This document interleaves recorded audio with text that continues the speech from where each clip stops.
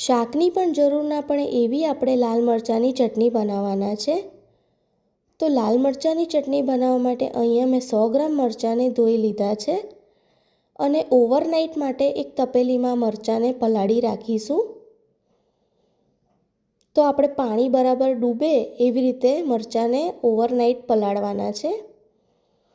તો બીજા દિવસે તમે જોઈ શકો છો મરચાં આપણા સરસ પલળી ગયા છે। હવે આપણે મરચાંમાંથી બધું પાણી નિતારીને લઈ લઈશું।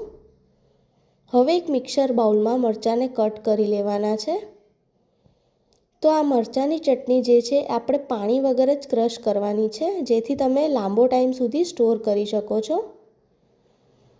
તો મેં બધા મરચાંને કટ કરીને લઈ લીધા છે। હવે આમાં આપણે 2 મોટી ચમચી આખા ધાણા એડ કરીશું। તમે જે પ્રમાણે ક્વોન્ટિટીમાં બનાવો એ રીતે તમારે એડ કરવાના છે। અહીંયા મેં 100 ગ્રામ મરચાંનું માપ લીધું છે એટલે તમને ઇઝી રહેશે। હવે 1 મોટી ચમચી આખું જીરું લઈ લઈશું। હવે આપણે સ્વાદ પ્રમાણે મીઠું એડ કરવાનું છે। અત્યારે હું 1 ચમચી મીઠું લઉં છું। આ ચટણીમાં આપણે મીઠું થોડું આગળ પડતું એટલે કે ચડિયાતું લેવાનું છે। તમે તમારા ટેસ્ટ અકોર્ડિંગ ઓછું વધારે કરી શકો છો।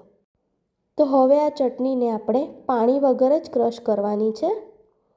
જો એકવાર તમે ક્રશ કરીને જોઈ શકો છો ઓછું લાગે તો તમે અડધી ચમચી પાણી લઈ શકો છો, વધારે પાણી નથી લેવાનું કેમ કે ઓલરેડી મરચાંને આપણે પાણીમાં પલાળ્યા છે। તો આપણી એકદમ સ્મૂથ ચટણી આપણી રેડી છે।